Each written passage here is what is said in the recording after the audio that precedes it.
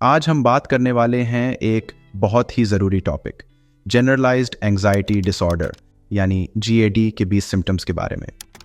वो भी real life examples के साथ जो आपको यह समझने में मदद करेंगे कि ये सिम्टम्स किस तरह से आपके डेली लाइफ को प्रभावित करते हैं। आप थोड़ा सा कंफ्यूज हो रहे होंगे कि आपने तो एंग्जाइटी का नाम सुना है, तो ये जनरलाइज्ड एंग्जाइटी डिसऑर्डर क्या है। तो चलिए शुरू करते हैं और आपके कंफ्यूजन को दूर करते हैं कि एंग्जाइटी और जनरलाइज्ड एंग्जाइटी डिसऑर्डर जेएडी में क्या फ़र्क है। एंग्जाइटी यानी चिंता एक नॉर्मल फीलिंग्स है जो सबको कभी ना कभी होती है, जैसे कि एग्ज़ाम या इंटरव्यू से पहले। लेकिन जब ये चिंता लंबे समय तक बनी रहे और रोज़मर्रा की ज़िंदगी को प्रभावित करने लगे, जैसे कि काम पर, स्कूल में या घर पे, तो इसे हम जनरलाइज्ड एंग्जाइटी डिसऑर्डर कहते हैं। ये एक मेडिकल कंडीशन है जो कि इलाज से ठीक हो सकती है। आई होप कि आपको समझ आ गया होगा। हमने ऑलरेडी एंग्जाइटी के बारे में पूरा वीडियो बनाकर रखा है, आप उसे आई बटन पर क्लिक करके देख सकते हैं। अब टॉपिक्स पर वापस आते हैं और अब हम जीएडी के 20 सिम्टम्स को एक एक करके देखेंगे। तो शुरू करते हैं। सबसे पहले सिम्टम्स परसिस्टेंट वरीइंग यानी लगातार चिंता से। ये ऐसी चिंता है जो अक्सर कंट्रोल से बाहर हो जाती है और रोज़मर्रा की सिचुएशंस के लिए डिसप्रोपोर्शनेट होती है। जैसे ऑफिस के काम को लेकर आप इतना सोचते हैं कि रात को नींद नहीं आती, या बच्चों की सेफ्टी को लेकर हर वक्त परेशान रहना, या फाइनेंशियल इश्यूज की वजह से हर समय टेंस रहना। नेक्स्ट, सिम्टम 2, रेस्टलेसनेस यानी बेचैनी। जब आपको आराम से बैठना मुश्किल हो जाता है और आप हमेशा अनईजी फील करते हैं, जैसे टीवी देखते वक्त बार बार सीट चेंज करना, या मीटिंग में बैठकर पांव हिलाना बंद नहीं होता, या रात को सोने से पहले कमरे में इधर उधर चलना। नेक्स्ट, सिम्टम 3, फटीग यानी थकान।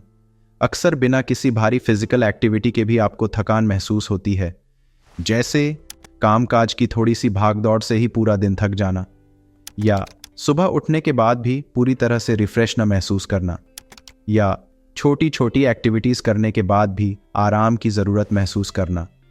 नेक्स्ट, सिम्टम 4, कंसंट्रेशन प्रॉब्लम्स यानी एकाग्रता में कमी। मुश्किल से किसी काम पर ध्यान लग पाना या बार बार भूल जाना, जैसे पढ़ाई करते वक्त बार बार किताब से ध्यान हटना, या काम करते वक्त आसानी से डिस्ट्रैक्ट हो जाना, या रोज़मर्रा की चीज़ें जैसे कि चाबियां या वॉलेट बार बार भूल जाना। नेक्स्ट, सिम्टम 5, इरिटेबिलिटी यानी चिड़चिड़ापन। छोटी छोटी बातों पर जल्दी इरिटेट हो जाना या गुस्सा आना, जैसे ट्रैफिक जैम में फंसने पर आसानी से गुस्सा आना, या बच्चों के शोर पर तेजी से चिढ़ जाना, या ऑफिस में कॉलीग्स की बातों पर जल्दी भड़क जाना। नेक्स्ट, सिम्टम 6, स्लीप प्रॉब्लम्स यानी नींद की समस्या। नींद न आना या बार बार रात में जागना, जैसे बिस्तर पर लेटने के बाद भी घंटों तक नींद न आना, या रात में बार बार जाग जाना और फिर नींद न आना, या पूरी रात परेशान करते ख्यालात के कारण सो न पाना। नेक्स्ट, सिम्टम 7, मसल टेंशन यानी मांसपेशियों का तनाव। शरीर के किसी भी हिस्से में अक्सर तनाव या दर्द का अनुभव, जैसे गर्दन या कंधों में बार बार तनाव महसूस करना, या लंबा समय कंप्यूटर पर काम करने के बाद पीठ में दर्द होना, या चिंता के दौरान हाथ या जबड़े में इनवॉलंटरी स्पैज़म्स होना। Next, symptom 8, excessive worry about health यानी स्वास्थ्य के प्रति अति चिंता। अपनी या अपनों की सेहत के लिए ज़रूरत से ज़्यादा चिंता करना, जैसे मामूली बीमारी पर भी गंभीर बीमारी का शक करना, या बार बार डॉक्टर के पास जाना सिर्फ एश्योरेंस के लिए, या इंटरनेट पर लगातार हेल्थ सिम्टम्स चेक करते रहना। Next, symptom 9, avoiding social situations यानी सामाजिक परिस्थितियों से बचना।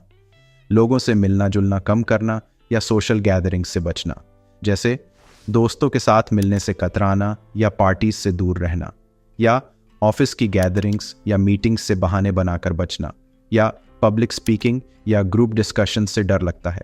नेक्स्ट, सिम्टम 10, इंक्रीज्ड इरिटेबिलिटी यानी बढ़ती चिड़चिड़ापन। आम बातों पर भी ज़्यादा गुस्सा आना या इरिटेट होना, जैसे बच्चों के नॉर्मल शोर पर भी तेज़ी से चिढ़ जाना, या ट्रैफिक में थोड़ी सी देरी पर तेज़ गुस्सा आना, या छोटी छोटी बातों पर पार्टनर से आर्ग्यूमेंट करना। अगर आप अभी तक इस वीडियो को देख रहे हैं, इसका मतलब ये है कि इस बीमारी से आप खुद को रिलेट कर रहे हैं। आप हमें कमेंट पर अपना एक्सपीरियंस शेयर कर सकते हैं और अपनी प्रॉब्लम बता सकते हैं, जिससे हम आपकी मदद कर सके। अब आइए आगे बढ़ते हैं और अगले सिम्टम 11, पैनिक अटैक्स यानी घबराहट के दौरे। अचानक से घबराहट महसूस करना, जैसे कि कुछ बुरा होने वाला है, जैसे बिना किसी वजह के दिल की धड़कन तेज हो जाना और सांस लेने में तकलीफ, या अकेले में होने पर या क्राउड में होने पर पैनिक होने लगा, या अनएक्सपेक्टेड सिचुएशंस में घबराहट से फेंट होना या चक्कर आना। Next, symptom 12, difficulty making decisions यानी निर्णय लेने में कठिनाई। छोटी से छोटी डिसीजंस लेने में भी समय लगाना या कंफ्यूज होना, जैसे रोजमर्रा की शॉपिंग करने में भी क्या खरीदें यह डिसाइड ना कर पाना, या ऑफिस प्रोजेक्ट्स के ऑप्शंस को लेकर बार बार माइंड चेंज करना, या फैमिली मैटर्स में डिसीजंस लेने से कतराना। Next, symptom 13, fear of making mistakes यानी गलती करने का डर।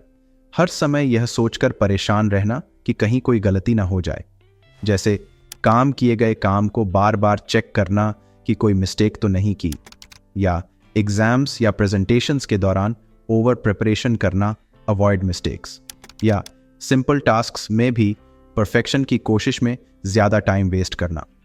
Next, symptom 14, feelings of worthlessness यानी आत्मविश्वास की कमी। खुद को कम आंकना या खुद की एबिलिटीज़ पर शक करना, जैसे अपने अचीवमेंट्स को इग्नोर करना और फेलियर्स को हाईलाइट करना, या दूसरों की तुलना में खुद को हमेशा कमतर महसूस करना, या पॉजिटिव फीडबैक को इग्नोर करना और क्रिटिसिज्म को सीरियसली ले लेना। नेक्स्ट, सिम्टम 15, ऑब्सेसिव थिंकिंग यानी जुनूनी सोच। किसी एक विचार या डर के बारे में बार बार सोचना, जैसे किसी एक नेगेटिव इवेंट के बारे में बार बार सोचते रहना, या हेल्थ इश्यूज होने का निराधार शक बार बार करना, या रिलेशनशिप इश्यूज को लेकर ऑब्सेसिव सोच रखना। Next, symptom 16, sensitivity to criticism यानी आलोचना के प्रति संवेदनशीलता।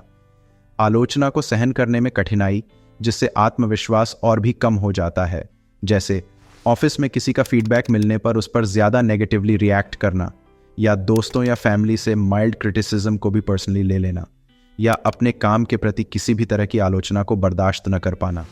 Next, symptom 17, need for reassurance यानी आश्वासन की आवश्यकता। बार बार दूसरों से कॉन्फर्मेशन या एश्योरेंस मांगना कि सब कुछ ठीक है, जैसे अपने डिसीजंस को लेकर बार बार दोस्तों या फैमिली से पुष्टि मांगना, या किसी काम को करने से पहले कई लोगों से राय लेना कि यह ठीक रहेगा या नहीं, या हेल्थ के बारे में छोटी छोटी बातों के लिए डॉक्टर से बार बार कंफर्म करना। नेक्स्ट, सिम्टम 18, परफेक्शनिज्म यानी पूर्णतावाद। हर काम को परफेक्ट करने की कोशिश में अधिक समय और एनर्जी खर्च करना, जैसे सिंपल होम टास्क्स को भी परफेक्ट बनाने में घंटों लगाना, या ऑफिस प्रोजेक्ट्स पर अननेसेसरी डिटेल्स में ज़्यादा समय देना, या अपने बच्चों के स्कूल प्रोजेक्ट्स को खुद ही परफेक्ट बनाने की कोशिश करना। नेक्स्ट, सिम्टम 19, अवॉइडिंग टास्क्स यानी काम से बचना। ओवरवेलमिंग या स्ट्रेस का कारण बनने वाले टास्क से बचना, जैसे इंपॉर्टेंट टास्क्स को डिले करना या उन्हें अवॉइड करना क्योंकि वो डॉन्टिंग लगते हैं, या फाइनेंशियल रिस्पॉन्सिबिलिटीज से बचना या उन्हें इग्नोर करना, या सोशल ऑब्लिगेशंस को लास्ट मिनट में कैंसिल करना या अवॉइड करना।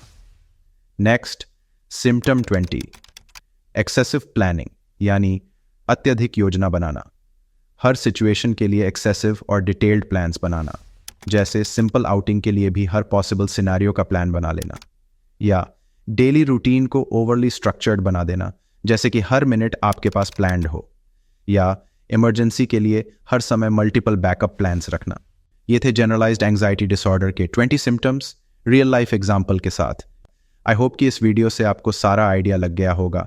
अगर आप जनरलाइज्ड एंग्जाइटी डिसऑर्डर के ट्रीटमेंट को जानना चाहते हैं तो इस वीडियो को चेक कर सकते हैं। इसमें हमने GAD के ट्रीटमेंट ऑप्शन को कवर किया है डिटेल में।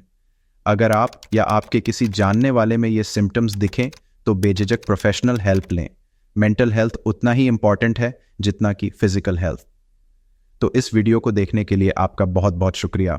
अगर आपको ये वीडियो हेल्पफुल लगी हो तो इसे लाइक करें, शेयर करें और हमारे चैनल को सब्सक्राइब करें ताकि आप ऐसे और इन्फॉर्मेटिव वीडियोस देख सकें। Thank you.